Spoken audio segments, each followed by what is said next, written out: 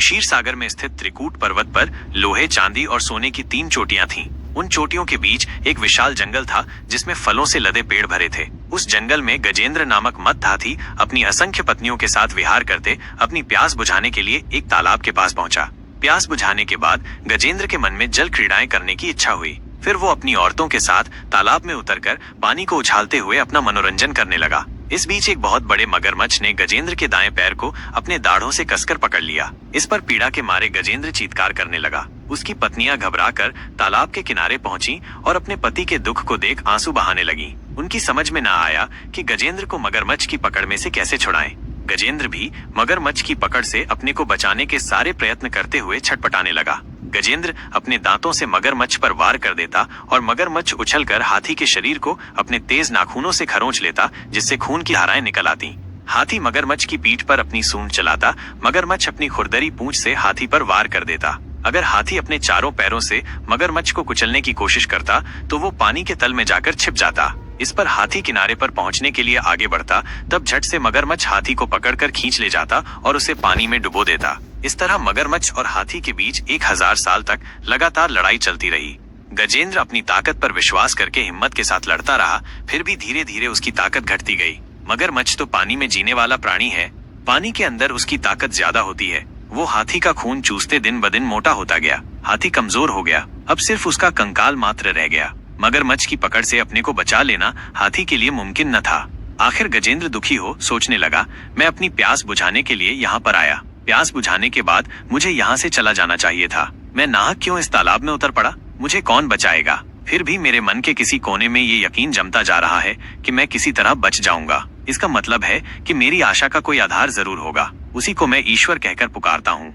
देवता, भगवान, ईश्वर नामक भावना का मूल बने हैं प्रभु। तुम ही सभी कार्यकलापों के कारण भूत हो। मुझ जैसे घमंडी प्राणी जब तक खतरों में नहीं फंसते तब तक तुम्हारी याद नहीं करते। दुख न भोगने पर तुम्हारी जरूरत का बोध नहीं होता। तुम तब तक उसे दिखाई नहीं देते जब तक वो ये नहीं मानता कि तुम हो, और उसके मन में ये खलबली नहीं मचती कि तुम हो या नहीं। इस तरह बराबर सोचने वाले गजेंद्र को लगा कि मगरमच्छ के द्वारा सताने वाली पीड़ा कुछ कम होती जा रही है। गजेंद्र ने जब ध्यान करना शुरू किया तभी मगरमच्छ के दाढ़ों के मसूड़ों में पीड़ा शुरू हुई। उसका कलेजा कांपने लगा। फिर भी वो रोष में आकर गजेंद्र के पैर को चबाने लगा। प्राणियों की बुराई और पीड़ा को तुम हरने वाले हो। तुम सब जगह फैले हुए हो।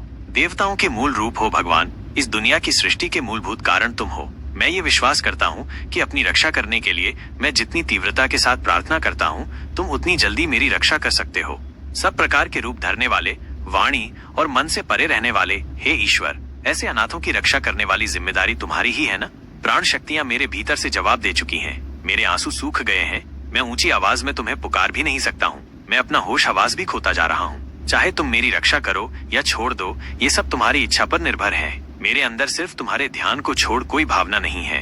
मुझे बचाने वाला भी तुम्हारे सिवाय कोई नहीं है। यों गजेंद्र सूंड उठाए आसमान की ओर देखने लगा। मगरमच्छ को लगा कि उसकी ताकत जवाब देती जा रही है। उसका मुंह खुलता जा रहा है, उसका कंठ बंद होता जा रहा है। उधर हाथी की आंखें इस तरह बंद होने लगी कि उसे अपने अस्तित्व का ही बोध न था। वो एकदम अचल खड़ा रह गया। उस हालत में विष्णु आ पहुंचे। सारा आसमान उनके स्वरूप से भर उठा। गजेंद्र को लगा कि वो एक अत्यंत सूक्ष्म कण है। विष्णु ने अपना चक्र छोड़ दिया और अभय मुद्रा में अपना हाथ फैलाया। बड़ी तेज गति के साथ चक्कर काटते विष्णु चक्र ने आकर मगरमच्छ का सर काट डाला। दरअसल मगरमच्छ एक गंधर्व था। उसका नाम हुहू था। प्राचीन काल में देवल नामक एक ऋषि पानी में खड़े होकर तपस्या कर रहे थे। तब मगरमच्छ की तरह पानी में छिपते हुए आकर गंधर्व ने उनका पैर पकड़ लिया। इस पर ऋषि ने उसे शाप दे डाला कि तुम मगरमच्छ की तरह इस पानी में पड़े रहो। अब विष्णु चक्र के द्वारा उसका शाप जाता रहा।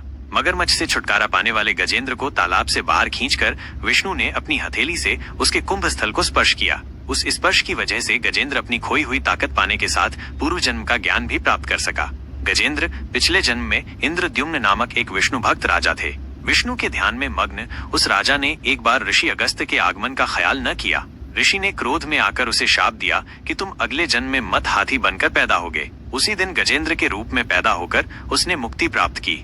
गजेंद्र मोक्ष की कहानी नैमिषारण्य में होने वाले सत्र याग में पधारे हुए शौनक आदि मुनियों को सूत महर्षि ने सुनाई। मुनियों ने सूत महर्षि से कहा, मुनिवर, गजेंद्र मोक्ष की कहानी हमें तो सिर्फ एक हाथी की जैसी मालूम नहीं होती, बल्कि सारे प्राणी कोटि से संबंधित मालूम होती है। खासकर कई बंधनों और मुसीबतों में फंसकर तड़पने वाले मानव जीवन से संबंधित लगती है। इसके जवाब में सूत महर्षि बोले, हाँ, गजेंद्र मोक्ष की कहानी श्लेषार्थ से भरी हुई है। उसका अन्वय जो जिस रूप में चाहे कर सकता है। काल तो विष्णु के अधीन में है, इसलिए काल चक्र के परिभ्रमण में कई कठिनाइयां और समस्याएं हल होती जाती हैं। मुनियों ने पूछा, मुनिवर, गजेंद्र मोक्ष के आधार पर हमें यह मालूम होता है कि प्रत्येक कार्य का कारणभूत सर्वेश्वर विष्णु है। ऐसे महाविष्णु की कहानी पूर्ण रूप से सुनने की इच्छा हमारे मन में जाग रही है। हम आपके सामने बच्चों के समान हैं, इसलिए हम आपसे प्रार्थना करते हैं कि आप हमारी समझ में आने लायक सरल शैली में विष्णु कथा की सारी बातें समझा दें।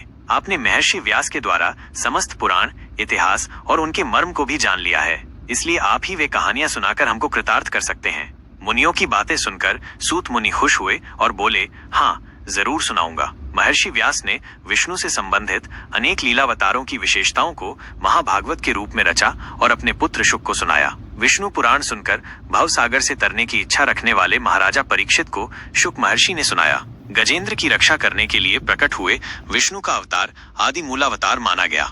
भगवान विष्णु ने कई अवतार लिए, उनमें विकास की दशाओं के अनुसार दशावतार नाम से प्रसिद्ध 10 अवतार ज्यादा मुख्य हैं। र का अर्थ नीर है। विष्णु जल के मूल हैं, इसलिए वे नारायण कहलाए। नारायण से ही नीर या जल का जन्म हुआ, जल से प्राणी पैदा हुए। विष्णु मछली के रूप में अवतरित हुए। दशावतारों में वही पहला मत्स्य अवतार। विष्णु जल से भरे नील मेघ के रंग के होते हैं। मेघ के अंदर जैसे बिजली छिपी हुई है, उसी प्रकार विष्णु स्वयं तेजोमय हैं। उनके भीतर से उत्पन्न जल भी तेज से भरे रहकर गोरे रंग का प्रकाश बिखेरता रहता है। वही जल कारणोदक क्षीर सागर है। क्षीर सागर में अनंत रूपी काल समय शेषनाग के रूप में कुंडली मारे लेटा रहता है। शेषनाग के 1000 फण हैं। अनंत शेषनाग पर शेषशाही के रूप में विष्णु लेटे रहते हैं। उनकी नाभि में से एक लंबे नाल के साथ एक पद्म ऊपर उठा। उसी पद्म से ब्रह्म का उदय हुआ। ब्रह्मा ने सभी प्राणियों की सृष्टि की। अनंत काल युगों के रूप में चलता रहता है। कृत, त्रेता, द्वापर और कलयुग, इन चारों को मिलाकर एक महायुग होता है। 1000 महायुग मिलकर एक कल्प होता है। एक कल्प ब्रह्मा का एक दिन होता है। रात का वक्त इसमें शामिल नहीं है। दिन के समाप्त होते ही उन्हें नींद आ जाती है, वही कल्पांत है। उस वक्त चारों और गहरा अंधेरा छा जाता है। विष्णु से निकली संकर्षण की अग्नि सबको जला देती है। झंझावात चलने लगते हैं। तब भयंकर काले बादल हाथी की सूंडों जैसी जलधाराएं लगातार गिराने लगती हैं। महासमुद्र में आसमान को छूने वाला उफान होता है। भूवर और स्वर्ग लोग डूब जाते हैं। चारों तरफ जल को छोड़ कुछ दिखाई नहीं देता। यही ब्रह्मा के सोने की रात प्रलय काल है। यही कल्पांत का समय है। सत्यव्रत नामक राजर्षि नदी में नहाकर नारायण का ध्यान करके जब वे अर्घ्य देने को हुए, तब उनकी अंजलि में सोने के रंग की एक छोटी मछली आ गई। सत्यव्रत उस मछली को नदी में छोड़ने जा रहे थे, तब वो मछली बोल उठी, हे राजन, हमारी मछली की जाति अच्छी नहीं होती। छोटी मछलियों को बड़ी मछलियां खा जाती हैं। अगर उनसे बच भी जाए, मछुआरे जाल फेंककर पकड़ लेते हैं। इसलिए मैं आपकी शरण मांगने अंजलि में आ गई हूँ। कृपया से मुझे छोड़ न दीजिएगा। सत्यव्रत मछली को अपने कमंडलू में रखकर अपने नगर में ले गए। वे महाराजा के रूप में राज्य करते हुए बड़ी तपस्या करने वाले एक राजर्षि थे।